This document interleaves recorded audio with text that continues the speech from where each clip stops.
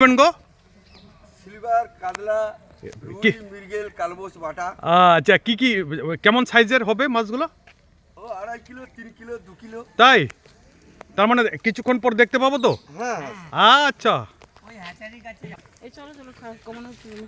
হ্যাঁ জান না আমরা খেয়ে নিচ্ছি এই যাও। হ্যাঁ তোদের খাইছে আমি খাইনি হ্যাঁ স্যার মাছ এই কোণে ভিড়াবেন, এই কোণে ভিড়াবেন না ওই কোণে ভিড়াবেন? এইখানে ও ওই শাপলাগুলা এখানে তো সারাদিন চলে যাবে সৈয়দ সাহেব, কি? সারাদিন কেটে যাবে হ্যাঁ কাটুক। এই সব দেখেই।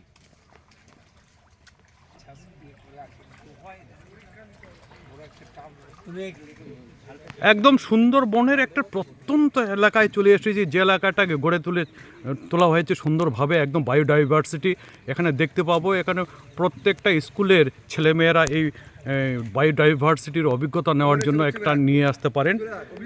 এখানে তাদের উদ্যোগে মাছও আবাদ করা হয়।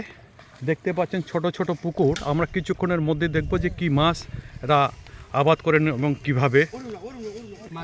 না স্যার লাভ পাবো না ছেড়ে বলে দিছে মার দুটো কাছে একসঙ্গে আসুন। গ্রাম বাংলায় দেখুন কিভাবে সুন্দরভাবে, হ্যাঁ এটাকে আমরা বড় জাল বলি। কি জাল বলেন গো দাদা এটাকে?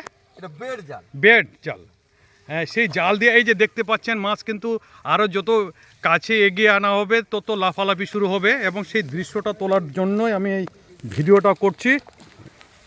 অনেকে যারা শহরে থাকেন এই মাছগুলো কিভাবে তুলে আপনারা দেখেননি, এই অভিজ্ঞতা কিন্তু আজকে এখান থেকে পাবেন।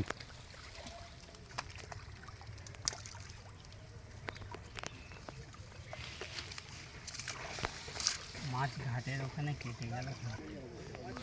এই যে মাছগুলো লাফালাফি কিন্তু শুরু করেছে, আর একটু কাছে যখন আসবে জালটা জোরে টানো, তখন দেখতে পাবেন তাড়াতাড়ি টানো, নিচের টানো।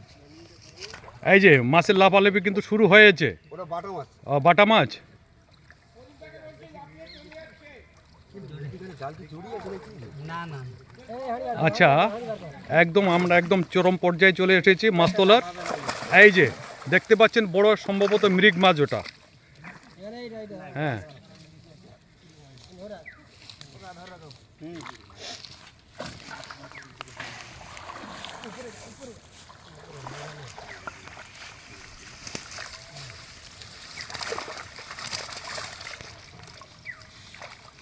ফলি ফলি মাছ। আচ্ছা আগে এক জায়গায় করুন মাছগুলো, তারপরে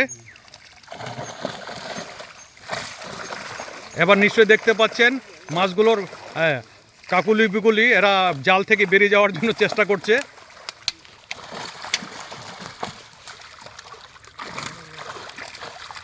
হাতে জোরাল রাখছে জোরাল রাখছে